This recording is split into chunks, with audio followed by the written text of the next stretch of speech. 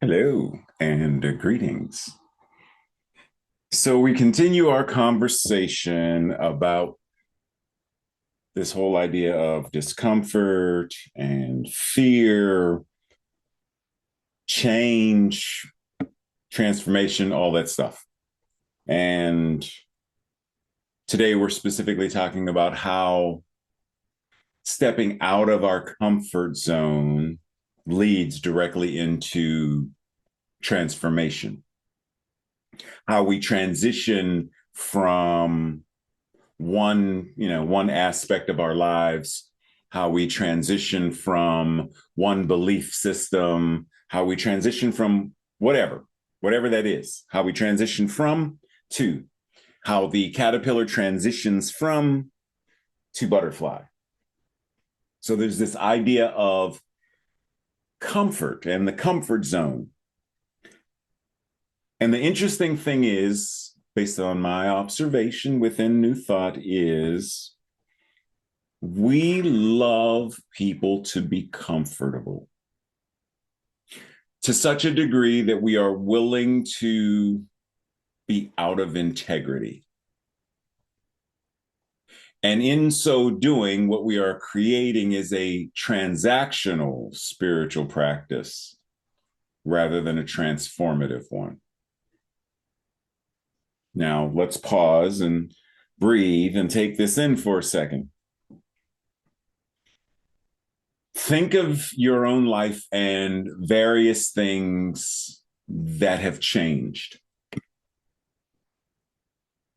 And understand that there's a spectrum of, there's the things that change every day that don't necessarily cause us discomfort. And yet somehow we speak about change as though all change is whatever that is. Rather than saying, well, wait a minute. If I'm already engaging in daily changes, just in general, already, I change what I eat. I may change how I eat. I change how many times I chew. Like there's all of these things that are changing. The thing that I started with as ingredients changed and became the meal, and then I consumed it. So the meal changed as it went into my mouth and then my body, and it changed into energy, and it changed into, and I let it go. And we already engage in change every day, all day. How many of us change our clothes? Right? We change consistently, but it's this one specific aspect or realm of change that gives us the angst. What is it about that change? Now, let's go back to the regular everyday changes kind of thing for a moment. When someone has to change in terms of they're relocating where they live, why is that change uncomfortable? You may change your occupation. What is it about that that is uncomfortable? You may change status within an occupation, or like, what is it about those particular things that cause discomfort? Now, I'm not going to give you the answer. I want you to pause and really think about it for a second, though. What is it about some change, the way some things change, the way some transitions occur? Because once again, it's not all transitions that bother us. When I put water into the coffee pot, it transitions from one temperature to a hotter temperature so that I have a hot cup of coffee to drink from, to consume. I don't have a problem with that transition. I don't have a problem with the transition of sunrise and sunset. The amount of light transitions. I don't have a problem with transition from one episode of Marvel's What If to the next episode of, I don't have a problem with these transitions. Transition from scene to scene, transition from chapter to chapter. We already engage in transitions. But there are particular transitions. There are particular changes that cause us discomfort, that cause us to resist being in the very flow of the transformation. But why? What is it? What is it really about that? In general, somewhere in there, there's a fear. There's a fear of something. Now, what that could be, it depends. Person to person, it varies. Some, I'm afraid of being alone. I'm afraid of being unhoused again. I'm afraid of, there's all kinds of things that fear. And I want to, before we get there, I'm going to share, there's a Dr. Holmes quote, a quote from Dr. Holmes, where he says, God is more completely expressed through the person who lives largely more so than through the one who lives meagerly. Fear, here we go. Here's the big part. Fear is a belief in limitation.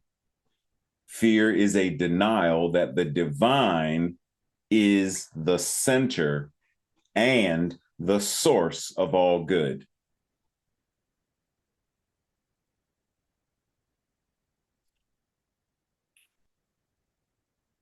Yeah, I'm going to do it. I'm going to poke the sacred cow. I understand exactly what he's talking about. And yes, to a certain degree, I agree. But fear, once again, is on a spectrum as well.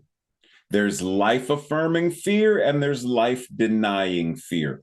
Life affirming fear is what gives us the ability to have adrenaline and other chemicals rush through our body to get us out of a burning building or to avoid that dark alley at midnight or whatever that is. That's biological, instinctual fear. It is life affirming. It is there to save and preserve life. Non-life affirming fear, I'm afraid they won't like me. They won't like what I'm wearing. They won't like how I'm dressed. I'm afraid of fear of success, fear of failure. Worry is a degree of fear, etc. Those are non-life affirming. So when Dr. Holmes is saying fear is a belief in limitation, it is a denial that the divine is the center and the source of all good. Well, it depends on what we are doing with the fear.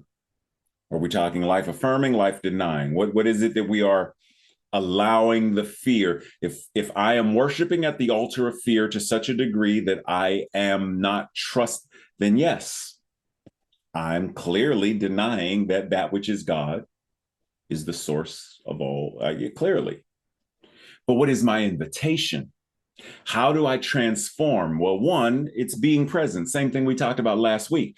First of all, I've got to be present and recognize this is fear, and then name, what am I afraid of?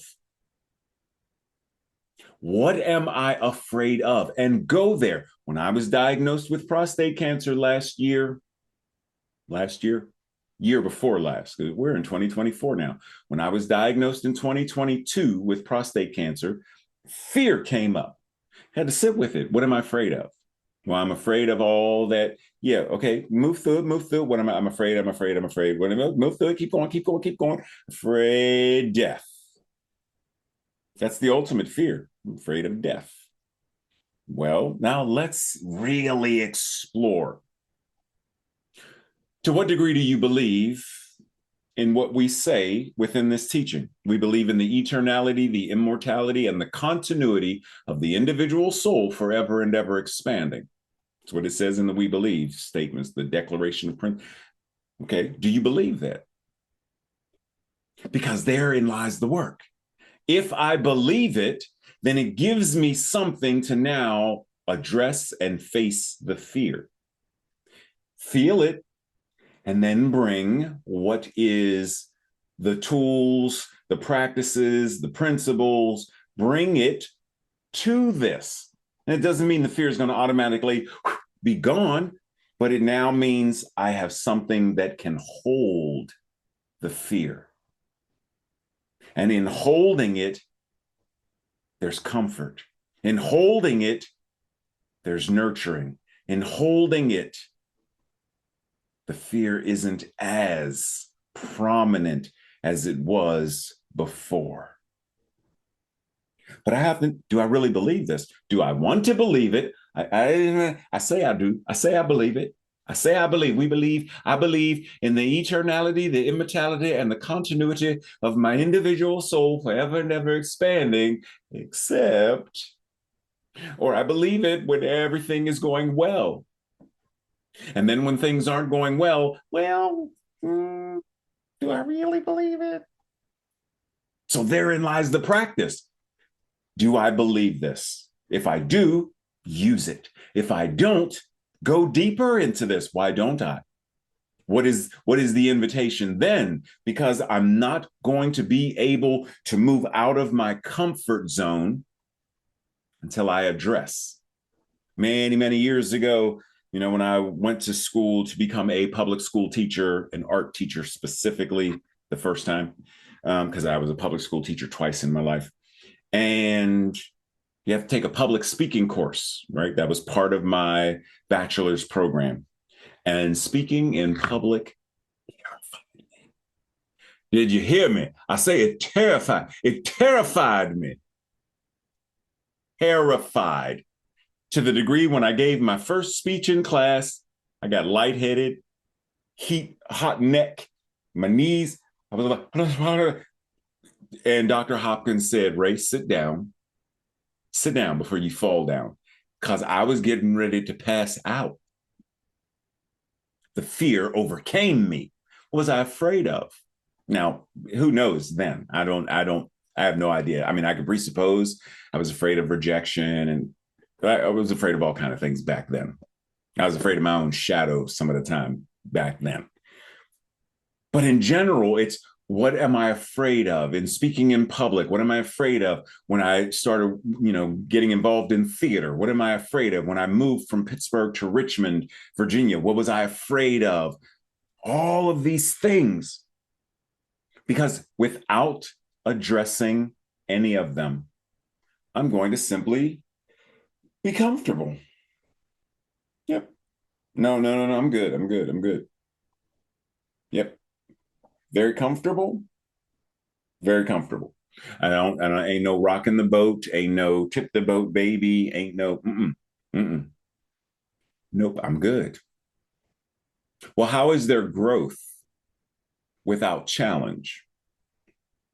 In order for me to get 1 + 1 = 2, there's a risk that I will, let's see, if I carry the 2 and add the 1 divided by the 7, quantum theory of A divided by B, 1 + 1 = Q. Oh, that's wrong, man. It's not when the alphabet comes in. To get whatever this answer is, there is the risk that, quote unquote, it may be wrong.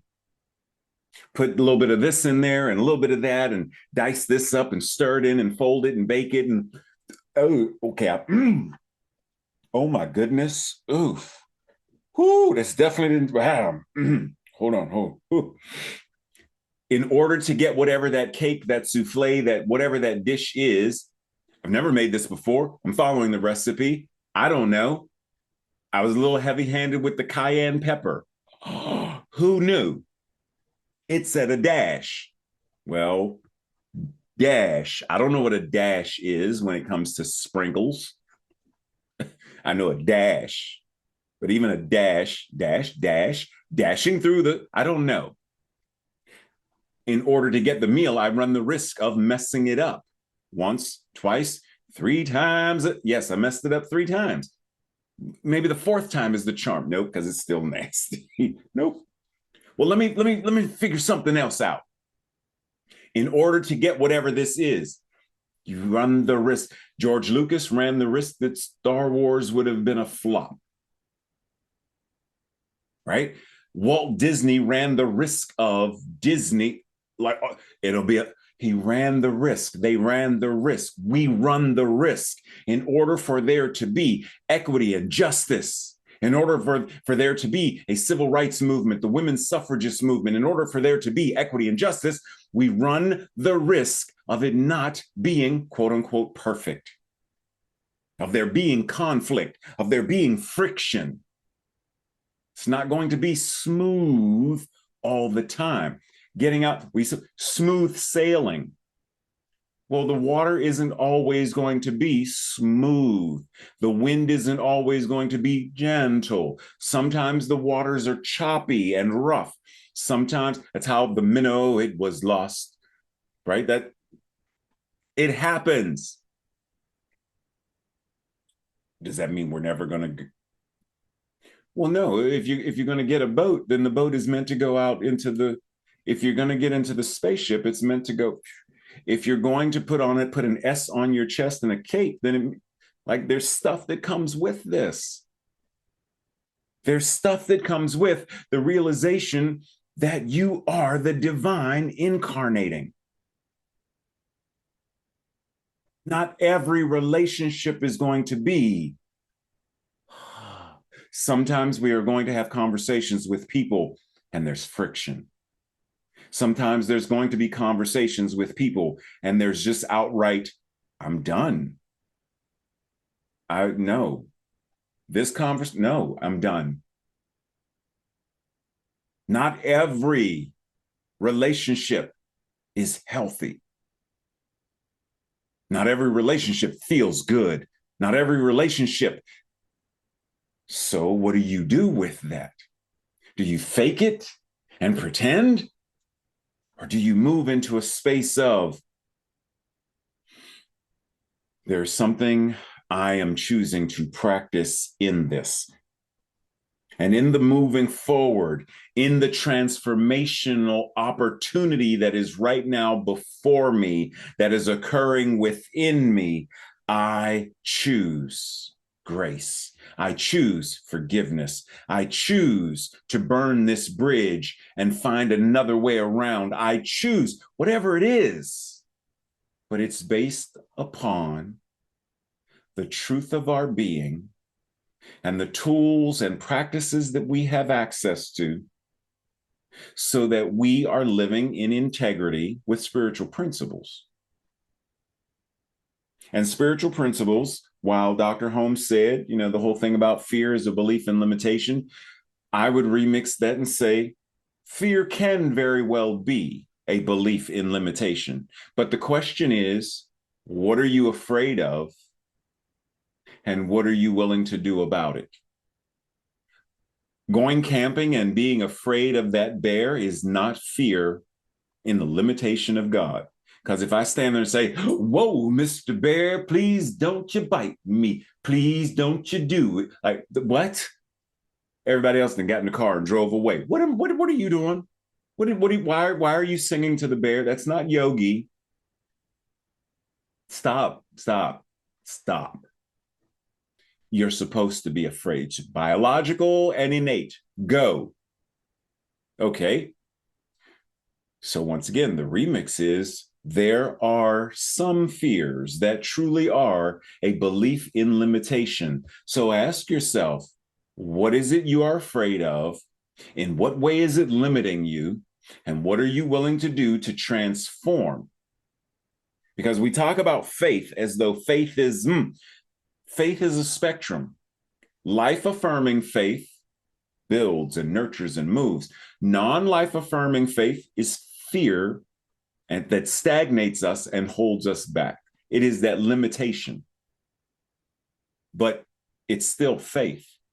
I am placing my faith in this, whatever it is. I'm afraid of snakes. Then I am using the energy of my faith to be afraid of, to feel fear, to have worry, anxiety, and angst regarding snakes. Right? Like it's that spectrum. Now that's a huge generality or generalization, but it's basically how we are choosing to apply the energy of our mental equivalents, our thoughts, our words, our emotions and feelings, and our actions. How am I using the energy of the divine within my life? Am I using it in, ooh, boogeyman? Or am I using it power, creativity, justice, equity in a world that works for? How am I using it? It's the same power. Just like Bob Proctor used to talk about electricity. You can use electricity to light a lamp. You can use electricity to cook a meal. You can use electricity to electrocute someone to death. Still electricity, it's all electricity. But the question is, how are you applying it? So this week, our invitation is, where am I invited? Where am I called of myself? Where am I calling myself, inviting myself into that space of growth, which is, it's not comfortable in that space because I'm doing something new. I'm doing something I haven't done before. I'm trusting in a different way. I'm being more transparent or more vulnerable. And within there comes the risk that someone's not going to like me, or they're not going to like the play, or they're not going to like my singing, or they're not going to like my cologne, or they're going to judge me because of my tattoos, or they're going to judge me because of, and they don't like, and there's that, and of course there's that. And I forgot about, yes, all of that comes with it. But are you going to choose to sequester yourself away and live within a closet of, no one can hurt me if I don't go outside, if I don't speak to people, if I'm not friends with people, if I don't engage or interact, then I'm safe? Well, yes, you very well may be, but you are also not living in a manner in which expresses your divine and your spiritual magnificence. You are, in essence, dimming your light and dimming your love and dimming your creative potential, and you're turning it all down. You're literally turning it down. Do you want this? No, I turn down my promotion. I turn down the opportunity to transform and evolve. I turn it down. I am comfortable. I am complacent. I acquiesce. Or are you willing to call forth a new level of courage and bravery, audacity, the audacity to live your best life, the audacity to care for and love yourself, the audacity to transform into greater and greater and greater iterations of this thing called God, which is incarnating as you.